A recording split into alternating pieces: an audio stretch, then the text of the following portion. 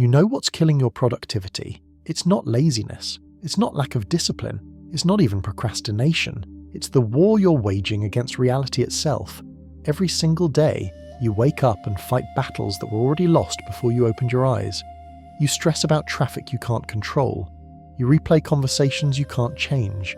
You worry about outcomes that haven't happened yet and might never happen at all. And while you're busy fighting these phantom wars, the real opportunities slip right past you. There's a Japanese concept that seems completely backwards at first glance. It's called shikata ganai. Literally translated, it means it cannot be helped. But hidden inside this simple phrase is a psychological weapon so powerful that when you understand it, your entire relationship with productivity transforms overnight. The paradox is this: the moment you stop trying to control what you can't control, you become 10 times more effective at changing what you actually can change. Sounds impossible, right? How can letting go make you more proactive? How can acceptance create action? Today I'm going to show you exactly how this works, and I'm going to tell you about a man who discovered this principle in the worst possible way and how it transformed him from someone paralyzed by anxiety into someone who moved through life like water moves through rock, unstoppable, effortless, inevitable. But first, let me ask you something. How much of your mental energy did you waste yesterday worrying about things you couldn't change? Be honest. 20%? 50%? More? And what did that worry accomplish? What did it build? What did it solve? Nothing. Absolutely nothing. Before we continue, subscribe to the channel and leave a like below.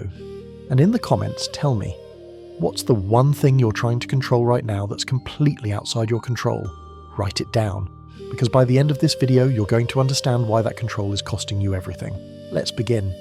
Marcus Chen was 34 years old when his life fell apart. Not all at once, not dramatically, but slowly, like a building settling on a cracked foundation, until one day everything just collapses. He had what most people would call a good life. Project manager at a tech company, nice apartment, girlfriend of 3 years, the kind of stability that looks perfect from the outside. But inside Marcus's mind, there was no stability at all. There was only noise. Constant, exhausting, never-ending noise.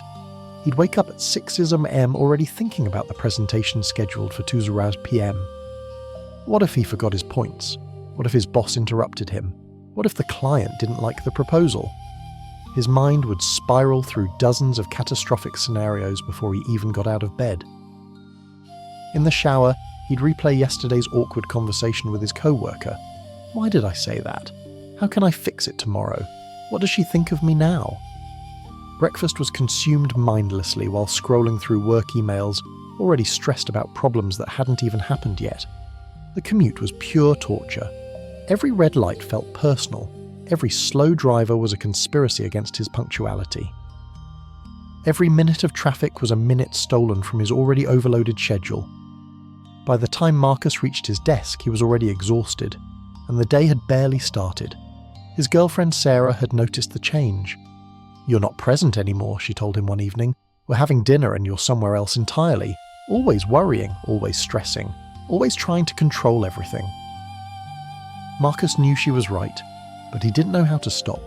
The world felt like a house of cards that would collapse if he stopped holding every piece in place. If he stopped worrying about the presentation, it would fail. If he stopped obsessing over his co-workers' opinions, they'd turn against him. If he stopped trying to control every variable, chaos would consume everything. This is what anxiety does. It convinces you that your worry is productive, that your stress is necessary, that if you just think about it hard enough, you can control the uncontrollable. The breaking point came on a Tuesday. Marcus had spent 3 weeks preparing for the biggest pitch of his career, a potential client worth millions. Everything had to be perfect. He'd rehearsed the presentation 47 times. He'd anticipated every possible question. He'd created backup slides for the backup slides. The morning of the presentation, he woke up at 4 a.m. to run through it one more time. His stomach was in knots. His hands were shaking. This is it, he thought. Everything depends on this.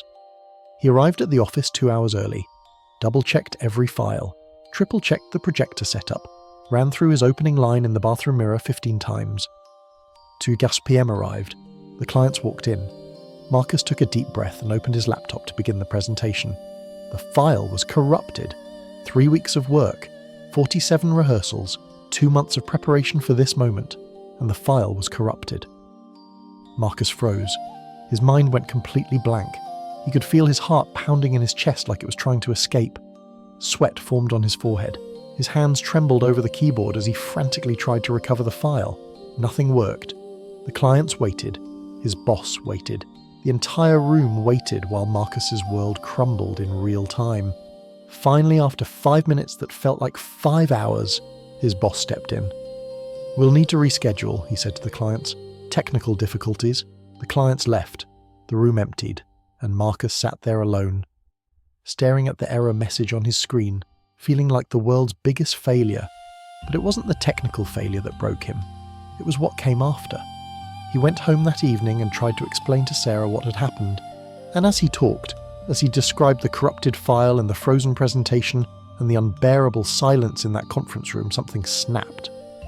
"Why am I always like this?" he shouted, not at her, but at himself. "Why can't I just handle things? Why does everything have to be perfect? Why do I always assume disaster is waiting around every corner?" Sarah looked at him with a mixture of concern and exhaustion. "Marcus," she said quietly, "you can't control everything. You never could.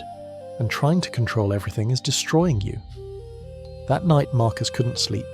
He lay in bed staring at the ceiling, replaying every moment of the failed presentation. What could I have done differently? How could I have prevented this? Where did I go wrong? And then, around 3 a.m., something shifted in his mind. A thought appeared that he'd never allowed himself to think before. What if I couldn't have prevented it? What if some things just happen and there's nothing I can do about it?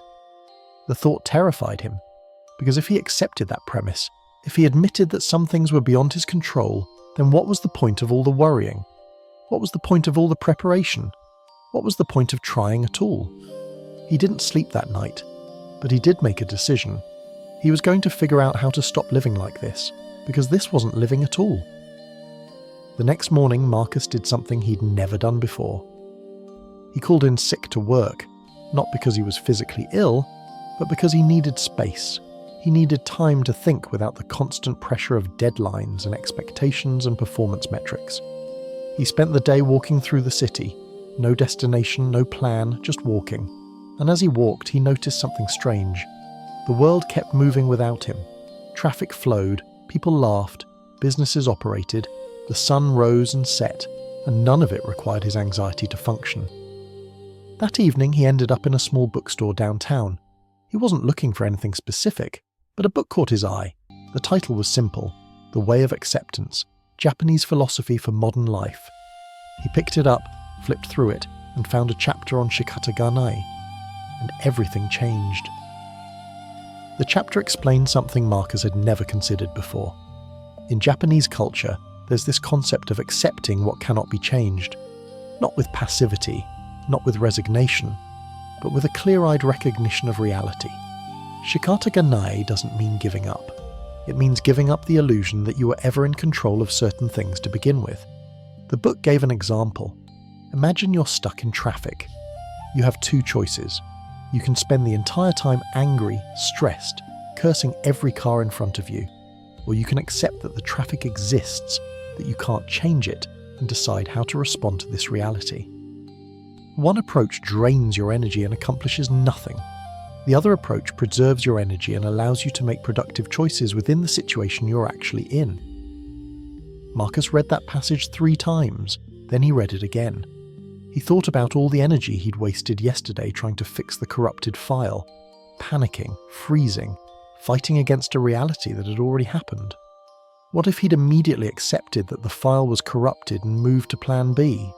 What if he'd spent those 5 minutes of panic actually solving the problem instead of fighting the fact that there was a problem? The presentation still would have been rescheduled, but he wouldn't have looked like someone having a breakdown. He wouldn't have wasted days afterward replaying it in his mind. He wouldn't have carried that failure like a weight on his chest. He kept reading. The book explained that humans have a fundamental misunderstanding about control. We think that if we worry enough, plan enough, stress enough, we can prevent bad things from happening. But this is an illusion, and worse, It's an illusion that actively prevents us from being effective in the present moment. When you're fighting reality, you're not operating in reality. You're operating in a fantasy world where your anxiety has power over external circumstances, and in that fantasy world, you're useless. But when you accept reality exactly as it is, when you practice Shikata Ganai, something extraordinary happens. You stop wasting energy on battles you can't win, and all that energy becomes available for battles you can win. Marcus bought the book, he went home, and he started an experiment. For 1 week he decided he was going to practice radical acceptance of everything outside his control. Traffic, Shikata Ganai. Other people's opinions, Shikata Ganai. Technical failures, Shikata Ganai. He wasn't going to become passive, he was going to become selective about where he directed his energy. The first test came the very next morning. Marcus woke up at 6 a.m. Immediately his mind started its usual routine, racing through the day ahead, anticipating problems, building catastrophic scenarios, but this time he caught himself. He took a deep breath and said out loud, "I cannot control what hasn't happened yet. Shikata Ganai." It felt awkward, almost silly, but something loosened in his chest. He went through his morning routine with an unusual lightness. Breakfast wasn't consumed mindlessly. He actually tasted his food. The commute predictably had traffic. His old pattern would have been frustration, anxiety, checking his watch every 30 seconds. Instead, he said, "The traffic exists. I cannot change it. Shikata Ganai." And then he made a different choice. He put on a podcast he'd been meaning to listen to. The traffic didn't disappear, but the experience of being in traffic completely transformed. At work, his co-worker made a passive-aggressive comment about the failed presentation. The old Marcus would have spent hours dissecting it. What did she mean? How should I respond? What does this mean for my reputation? The new Marcus took a breath. I cannot control her opinion of me. Shikata Ganai. And he moved on. Literally. He walked away from the conversation and got back to work. By the end of the first day, Marcus felt like he'd discovered a superpower. Not the power to control everything, the power to stop wasting energy trying to. But the real test came on day 3. His boss called him into his office. "Marcus, we need to talk about the presentation. The client isn't happy. They're considering pulling out of the deal entirely." The old Marcus would have imploded, would have spiraled into catastrophic thinking, would have spent the rest of the day, maybe the rest of the week, consumed by anxiety about consequences he couldn't control. But the new Marcus did something different. He felt the initial wave of panic, recognized it, and then asked a single question. What can I actually control right now? He couldn't control the client's decision. Shikata Ganai. He couldn't control his boss's opinion of him. Shikata Ganai. He couldn't undo the technical failure. Shikata Ganai. But he could control his response. He could control his next action. He could control whether he spent this moment building something useful or destroying himself with worry. So instead of panicking, Marcus asked, "What would you like me to do to salvage this?" His boss was surprised by the calm response. "Honestly, I'm not sure there's much we can do, but if you have ideas, I'm open to them." Marcus went back to his desk, and for the first time in his career, instead of worrying about failure, he created solutions. Within an hour, he drafted 3 alternative approaches to present to the client. Not perfect approaches, not guaranteed approaches, but actual tangible options. He sent them to his boss. 2 hours later, his boss forwarded them to the client. The next morning, the client chose one of Marcus's alternative approaches and agreed to move forward. The deal was saved, not because Marcus worried hard enough, but because he stopped worrying and started acting. And this is where the paradox reveals itself. Most people think acceptance means inaction. They think if you stop fighting reality, you become passive. You give up. You let life happen to you. But the opposite is true. When you stop wasting energy fighting what you can't control, you have enormous energy available for what you can control. When you stop arguing with reality, you can actually navigate reality effectively. Think about it like this. Imagine you're swimming in the ocean and a wave knocks you over. You have 2 options. You can fight the wave, thrash against it, waste all your energy trying to stop something that's already happening. Or you can accept that the wave knocked you over, stop fighting, and use your energy to swim back to the surface. Fighting the wave doesn't make it disappear, it just drowns you faster. Accepting the wave and adapting to it keeps you alive. Marcus spent the next month testing this principle in every area of his life, and the results were shocking. At work, he became the most productive member of his team, not because he worked harder, but because he stopped wasting time on unproductive worry. When problems arose, he didn't spiral. He assessed what he could control and acted immediately. His boss noticed. "You seem different lately," she said. "More decisive, more confident. What changed?" Marcus smiled. "I stopped trying to control things I never could control in the first place." But the biggest transformation happened in his relationship with Sarah. One evening they were having dinner when Sarah brought up something that had been bothering her. "Your family is really critical of me," she said. "Every time we visit, your mother makes comments about my career, my clothes, my cooking. It makes me not want to go there anymore." The old Marcus would have tried to control this situation, would have defended his mother, would have promised to talk to her, would have created elaborate plans to manage everyone's feelings and make sure everything was perfect next time. The new Marcus said something different. "You're right. My mother can be critical. I can't control what she says, shikata ga nai, but I can control how we respond to it together. What would make you feel supported?" Sarah was quiet for a moment. Then she said, "That's the first time you've just agreed with me without trying to fix everything immediately." "Exactly. Because I can't fix my mother, but I can choose to support you instead of spending energy on an impossible task." They spent the next hour actually solving the problem together. Not by changing his mother, but by creating boundaries and strategies that worked for them regardless of what his mother said or didn't say. And this is what shikata ga nai actually unlocks.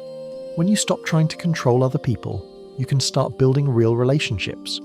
When you stop trying to control outcomes, you can start making effective decisions. When you stop trying to control the future, you can start acting powerfully in the present. A psychology researcher at Stanford University, who's been studying anxiety for 20 years, discovered something fascinating. People with high levels of anxiety don't actually accomplish more than people with low anxiety. In fact, they accomplish less. Why? Because anxiety paralyzes decision-making. When your brain is busy running catastrophic scenarios, it's not available for creative problem-solving. When you're fighting imaginary battles, you can't engage with real opportunities. The most productive people aren't the ones who worry the most. They're the ones who have clarity about what they can and can't control. And they direct all their energy toward what they actually can control. This is the shikata ga nai paradox. Letting go makes you 10 times more proactive, not because you care less, but because you act more. 6 months after his transformation, Marcus was leading the biggest project of his career. Bigger than the failed presentation, higher stakes, more visibility. His team asked him, "Aren't you stressed about this? Isn't the pressure enormous?" Marcus thought about it. Then he said, "I can't control whether this project succeeds or fails. Too many variables outside my influence, shikata ga nai, but I can control the quality of my decisions, the clarity of my communication, the effectiveness of my actions. So that's where I put my energy." The project launched, and it succeeded beyond anyone's expectations. Not because Marcus worried more than anyone else, but because he worried less and acted more. Here's what most people don't understand. Worrying feels productive. It feels like you're doing something, like you're solving problems, like you're preventing disaster.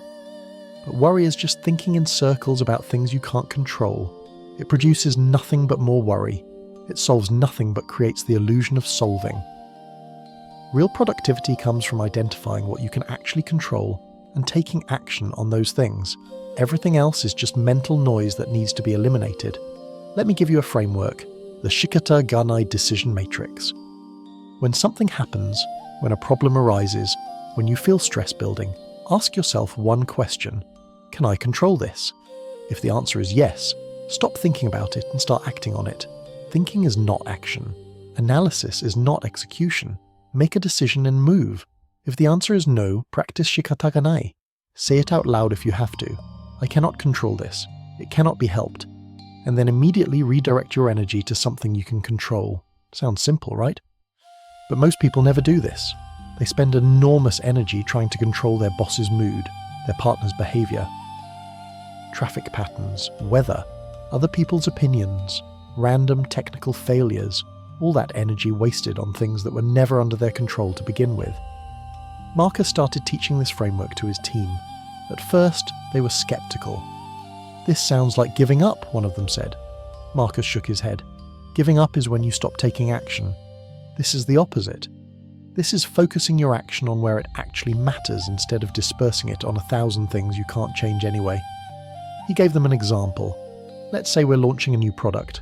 I can't control whether customers will buy it. Too many factors: market conditions, competitor actions, random timing, economic trends, all outside my control, but I can control the quality of the product we build, the clarity of our messaging, the effectiveness of our launch strategy, the responsiveness of our customer service. These things are in my sphere of influence. So instead of lying awake at night worrying about whether the product will succeed, I spend that time making sure the things I can control are executed at the highest possible level. And then I let the results be whatever they're going to be. One of his team members raised her hand. "But doesn't that mean you just don't care about the outcome?" Marcus smiled. "No, it means I care so much about the outcome that I refuse to waste energy on things that don't affect the outcome. I channel everything I have into what actually matters. This is the distinction people miss. Acceptance is not apathy. Acceptance is strategic focus. When you accept what you can't control, you're not giving up power, you're reclaiming power. Because you're taking back all the energy you were wasting on useless worry and redirecting it to useful action. Think about a master martial artist. When someone attacks them, they don't fight the attack with pure resistance. They accept the direction of the attack and redirect its energy. They work with reality, not against it. This is Shikata Ganai in action. You don't resist reality, you accept it completely, and then act within it masterfully. After a year of living this way, Marcus looked back at who he used to be and barely recognized that person. The anxious, exhausted, constantly worried version of himself seemed like a stranger, someone trapped in a prison of his own mental making. Sarah noticed the change most of all. "You know what's different about you now?" she asked one evening. "You're present. When we're together, you're actually here. Not worrying about tomorrow, not reliving yesterday, just here." And at work, his productivity had tripled.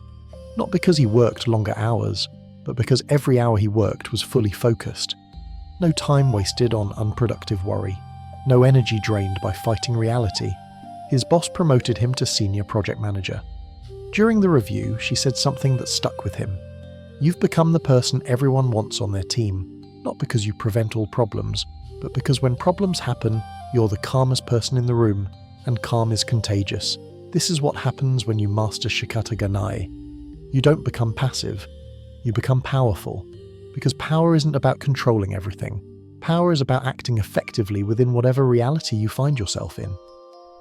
Let me show you how to apply this to your life right now, today, this moment. First, make a list of everything that's causing you stress right now, everything you're worried about, everything that keeps you up at night. Write it all down. Second, go through that list and honestly ask, can I control this? Can I directly change this outcome through my actions? For most things on your list, the answer will be no. You can't control the economy. You can't control other people's decisions. You can't control past mistakes. You can't control future uncertainties. For each item where the answer is no, practice Shikata Ganai. Say it out loud. I cannot control this. It cannot be helped. And then cross it off your list. Not because you don't care, but because worrying about it accomplishes nothing. Third, look at what remains on your list. These are things you actually can control. Your actions, your decisions, your responses, your effort, your communication. These are where your energy belongs. These are what deserve your focus. Everything else is just noise that needs to be eliminated. Here's what you'll discover when you do this. Your stress list will shrink dramatically, because most of what stresses you out was never under your control to begin with. You were just carrying imaginary weight, and the small list that remains, the things you actually can control, suddenly becomes manageable, suddenly becomes actionable, suddenly transforms from overwhelming anxiety into clear next steps. This is the Shikata Ganai transformation, from paralyzed to purposeful, from anxious to active, from scattered to surgical. Marcus discovered something else as he continued this practice. Shikata Ganai doesn't just work for big catastrophic situations. It works for the small daily irritations that slowly drain your life force. Someone cuts you off in traffic, shikata ganai. It already happened. You can't undo it. Spending energy on rage accomplishes nothing. Accept it and move on. Your flight gets delayed? Shikata ganai. You can't control airline operations. You can control how you use the unexpected free time. Someone criticizes you online? Shikata ganai. You can't control strangers' opinions. You can control whether you engage or preserve your peace.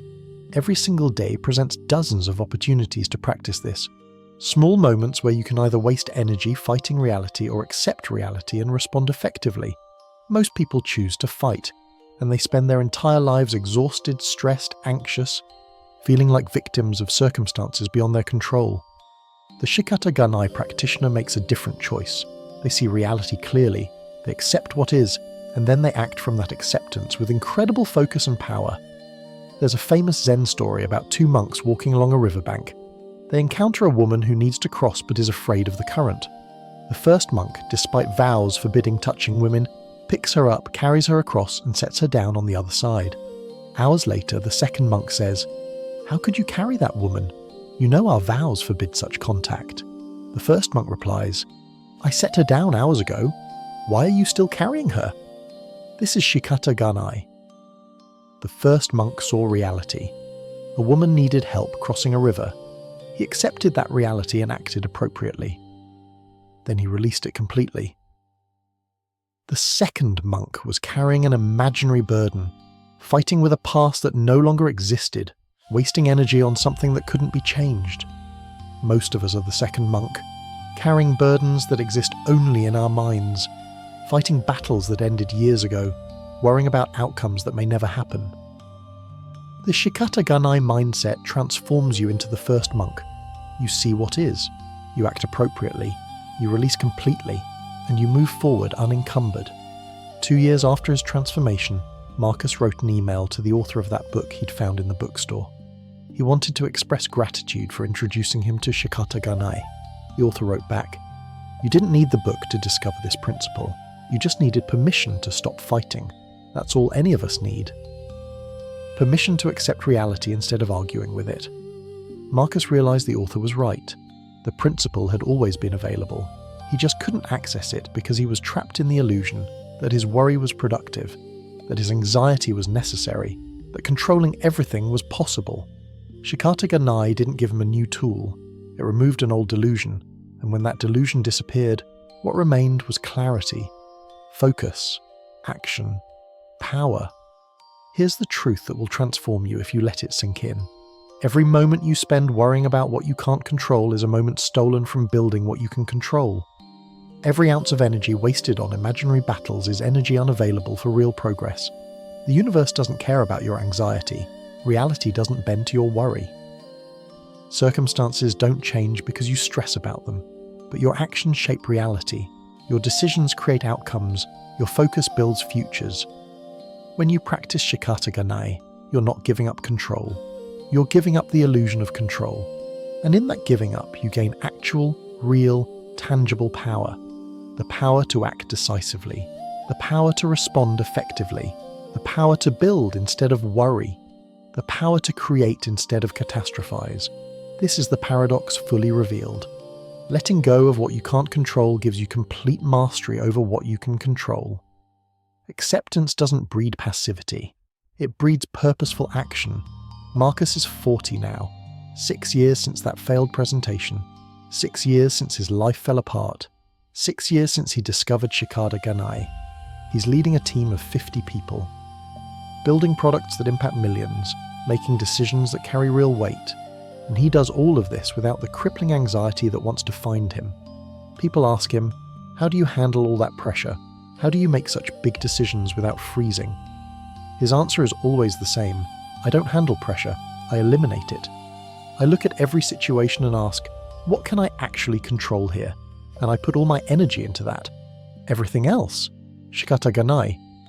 Some people hear this and think it sounds cold, detached, uncaring, but the opposite is true. Marcus cares more deeply about his work than he ever did when he was drowning in anxiety, because he's not wasting emotional energy on things that don't matter.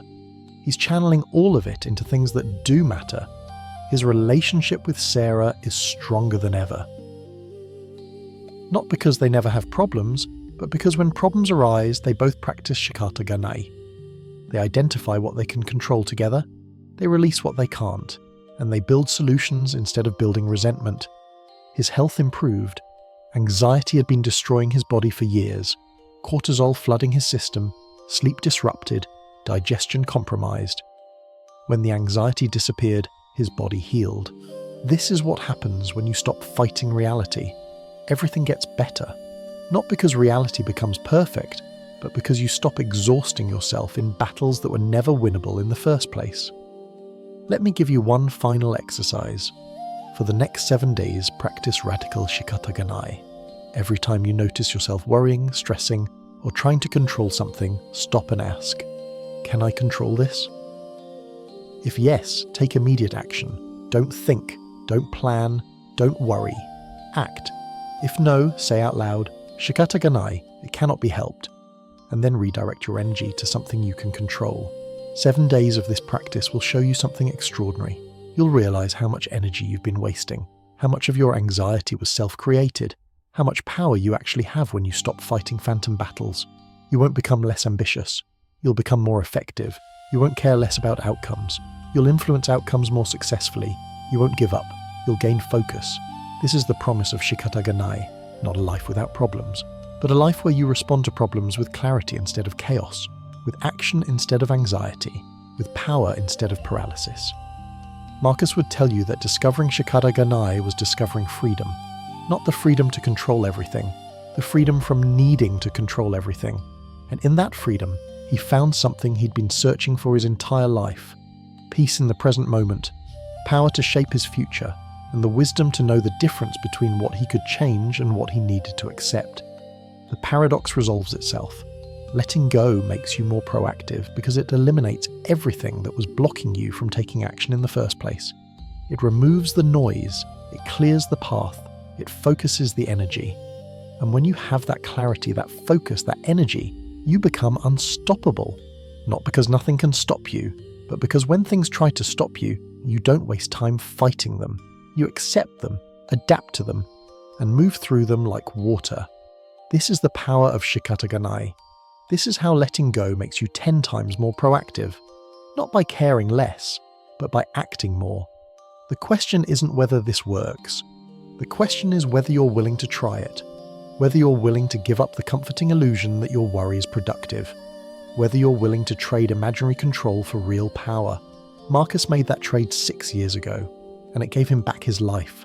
What will it give you? If this video changed your perspective on control, productivity, and peace, subscribe to the channel now, leave a like below, and tell me in the comments, what's the one thing you're going to stop trying to control starting today? Remember, everything you can't control is draining energy from everything you can control. The moment you understand this, everything changes. Be present, walk with honor, follow the path, see you in the next video.